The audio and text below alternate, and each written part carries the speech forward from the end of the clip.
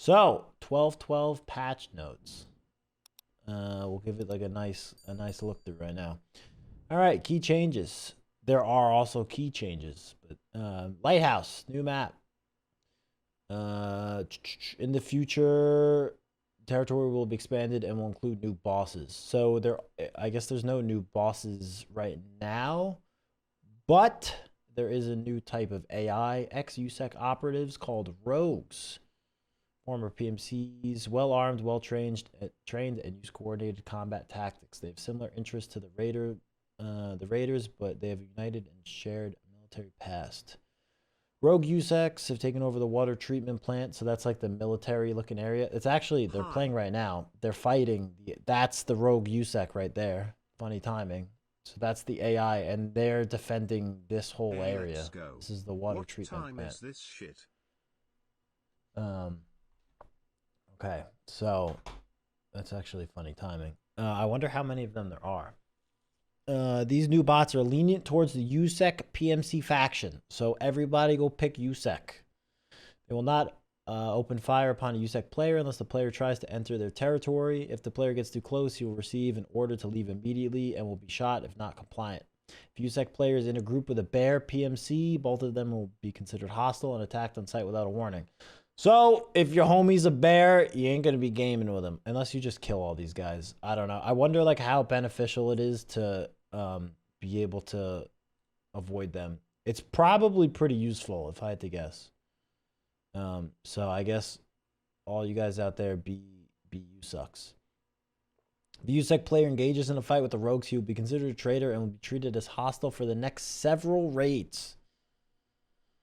So it's persistent past the current raid. I wonder if you die too. I wonder if you shoot them and you die and you go back, if they'll hate you still. It seems like they do. All right, another big change. Inertia.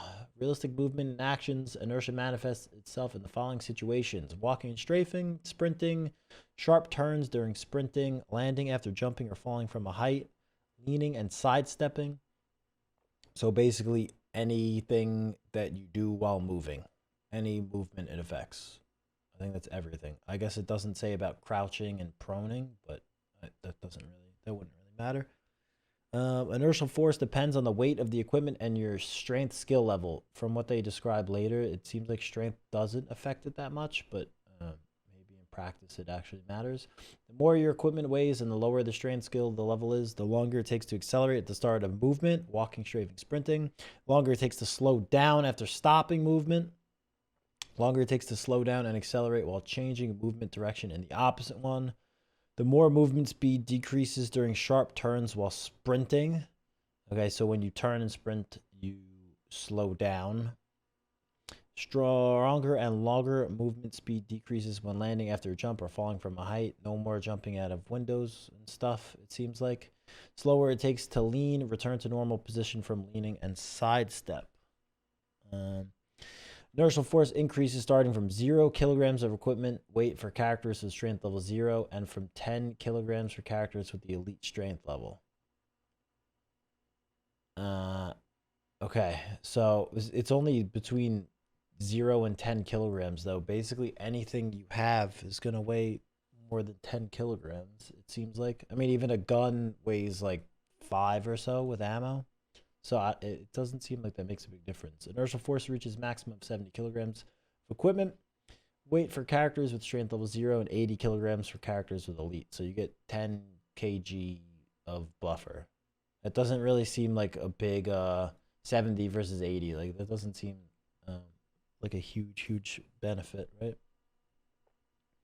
Expanded crouching and getting up mechanics. Duration of these actions depends on the degree of weight overload.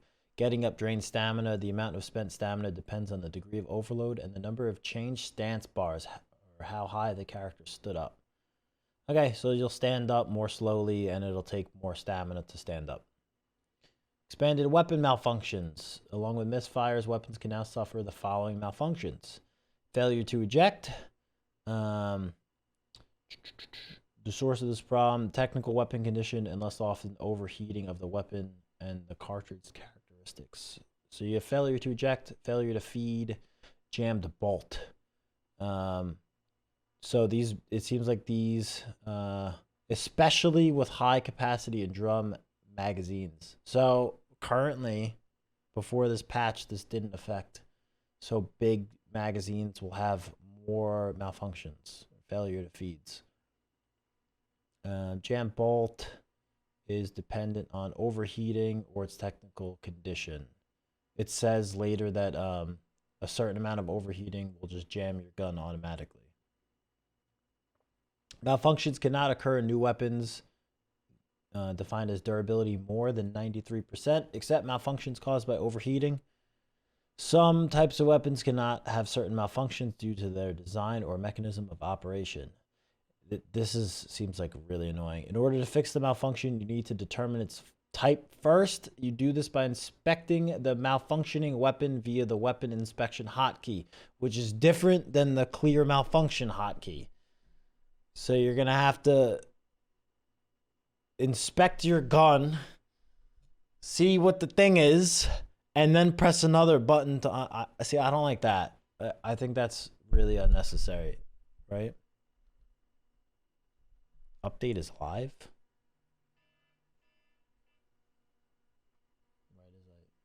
What is going on, bro? What am I? What am I watching in the background? What is all right, hold up.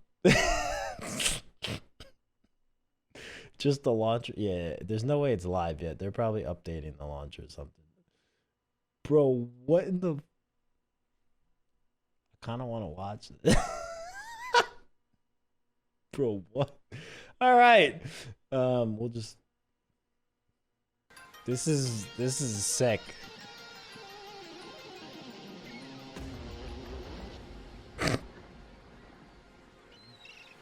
You think that's the new trader? If this isn't the new trader, John B.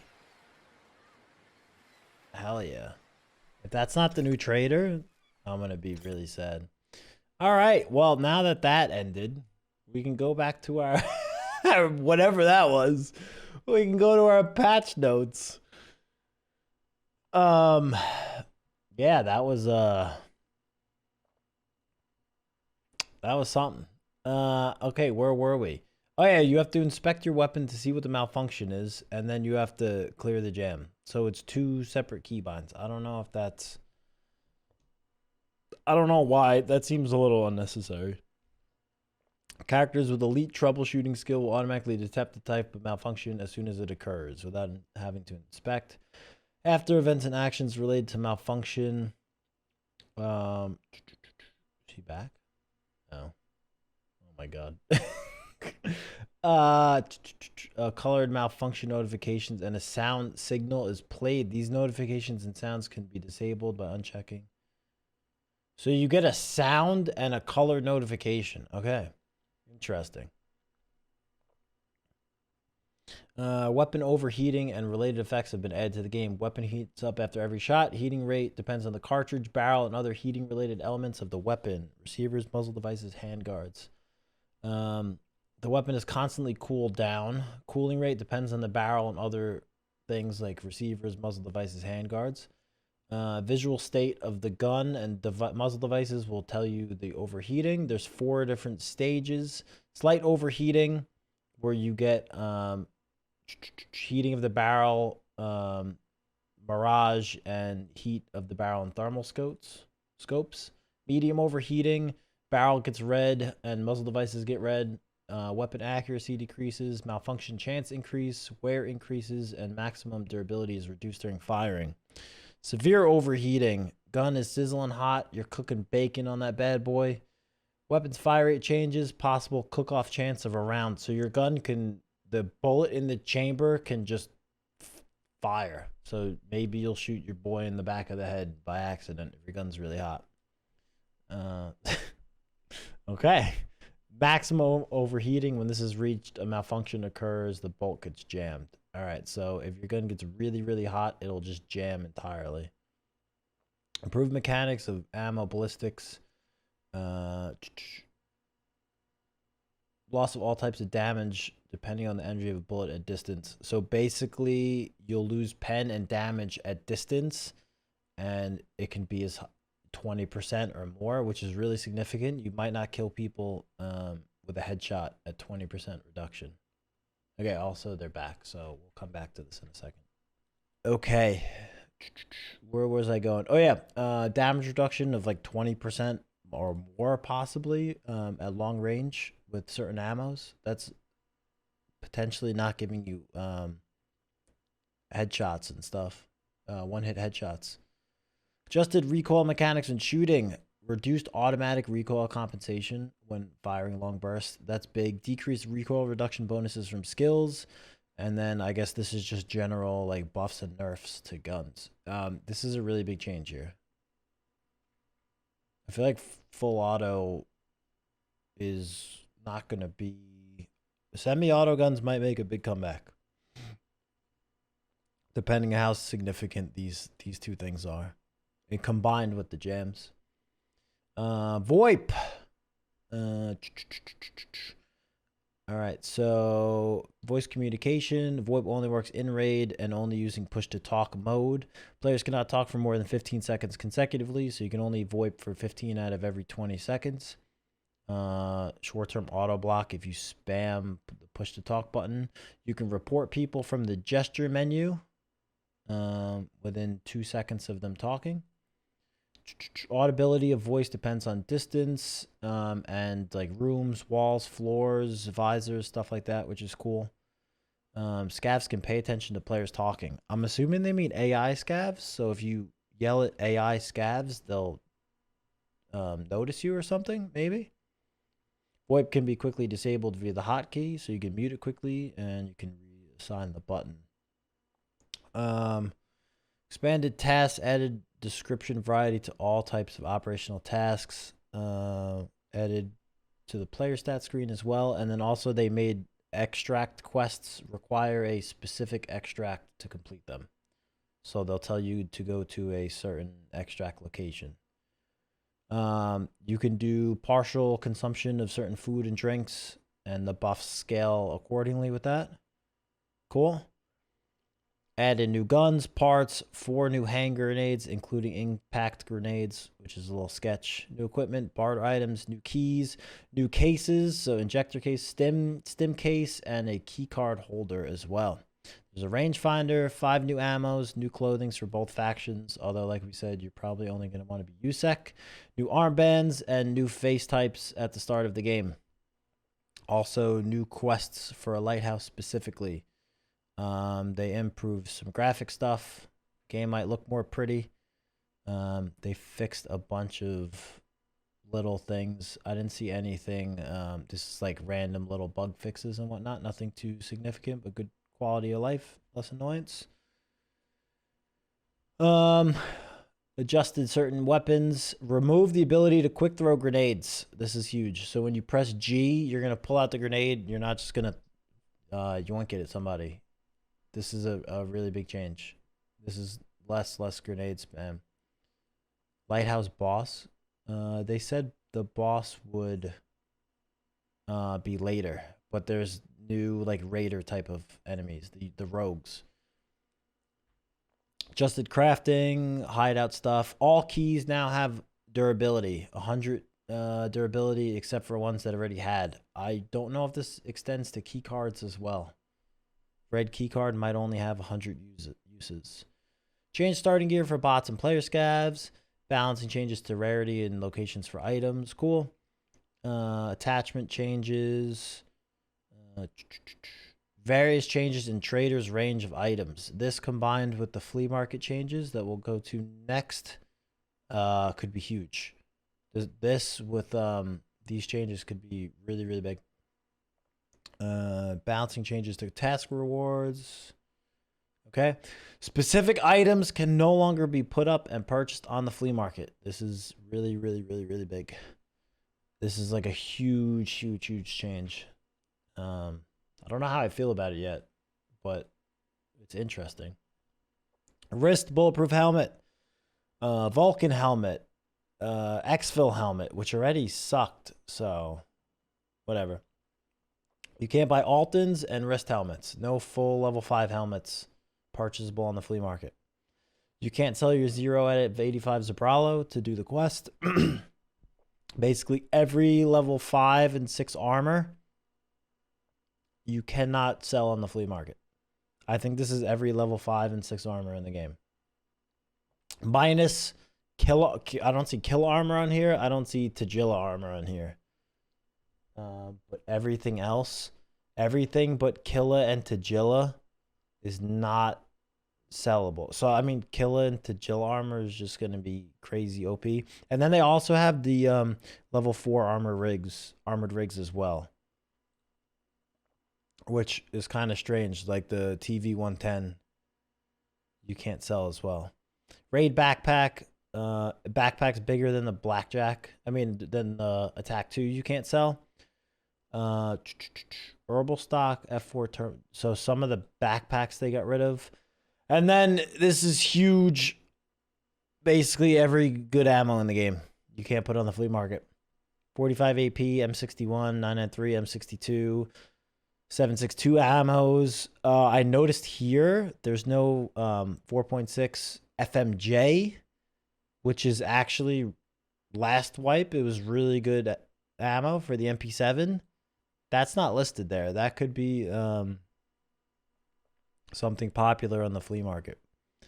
995, 55A1, basically all of the good ammos. I didn't really notice much.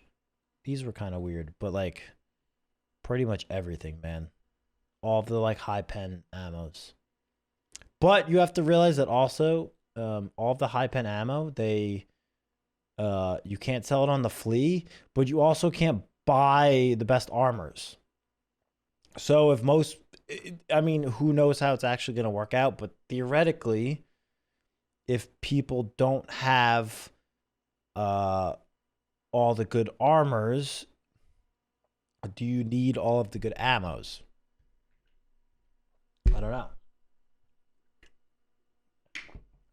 They also said that they changed it. Remember when I said they changed the range of trader items? That combined with all of this stuff, I don't really know. You don't really know until we see what you can buy from traders. So it'll be interesting to see how that works.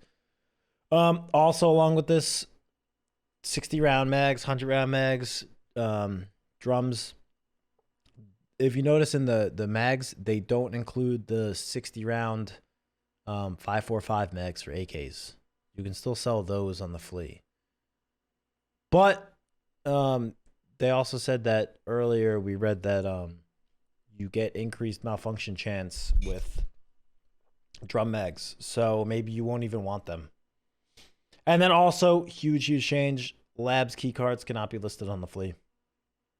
So that you can't spam labs anymore. You're going to have to buy them from therapist or barter them or find them from scab bosses. So, oh, also, yeah, the Surefire 60 round mags aren't on here. I didn't even realize.